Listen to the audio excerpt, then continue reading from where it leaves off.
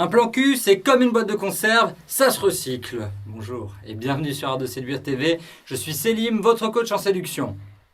Bonjour, personnellement je suis écolo dans l'âme et j'applique mes convictions dans la vie et en amour aussi. Et aujourd'hui, je vous propose un tuto pour ne pas gaspiller vos plans cul du moment et leur donner une seconde vie.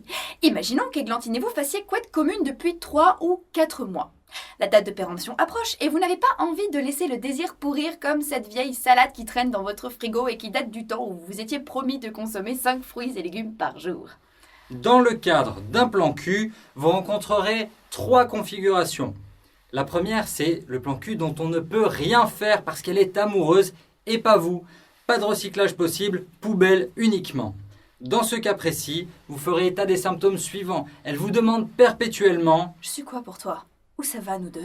Bah ça va nulle part, ça reste au lit, on n'est pas bien là. Non. Elle essaie de vous faire sortir de la maison, coûte que coûte. Un café, des courses, un kebab, elle essaie de vous intégrer à sa vie et elle essaie de rentrer dans la vôtre. Comment gérer la situation? Votre plan cul régulier, c'est un peu comme votre menu préféré chez les Japonais. C'est une valeur sûre.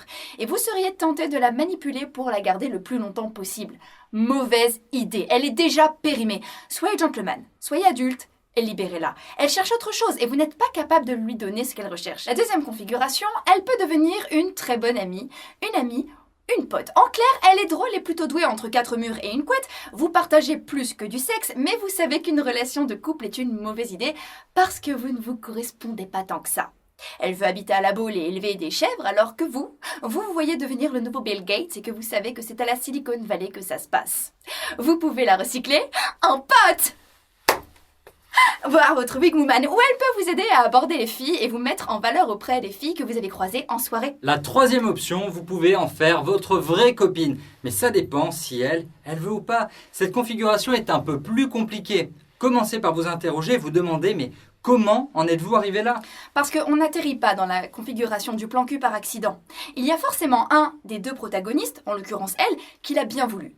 Peut-être aviez-vous au départ signé pour le menu classique, mais vous vous êtes rendu compte que le menu XL avec le supplément sentiment était mieux. À moins que ce ne soit votre camarade de jeu elle-même qui vous ait directement foutu dans la sex friend zone. La sex friend zone, c'est une friend zone, mais où on est tous tout nus. En gros, la friend zone, on fait semblant d'être amis en attendant d'être plus, et la sex friend zone, on fait semblant d'être d'accord pour une relation exclusivement sexuelle en attendant que l'autre ne fasse... Mais ciel! Oui. Je n'avais pas vu que tu tenais aussi debout et habillé. Allez, viens, on va fluncher. Malheureusement, cette décision n'a pas été prise par hasard non plus. Votre plan cul s'est forcément demandé, à un moment ou un autre, ce qu'elle voulait faire de vous. Et quelque chose dans votre personnalité ne correspond pas à ce qu'elle recherche. Ça peut être n'importe quoi. Vos convictions, vos goûts, vos amis ou votre manie de chanter compulsivement Des du Claude François. magnolias par centaines. Ta gueule, franchement ta gueule. Si vous n'en êtes pas encore au moment du recyclage du plan cul, téléchargez immédiatement notre book gratuit sur les 16 erreurs que font les hommes au lit. Un bon moyen de développer votre confiance sexuelle.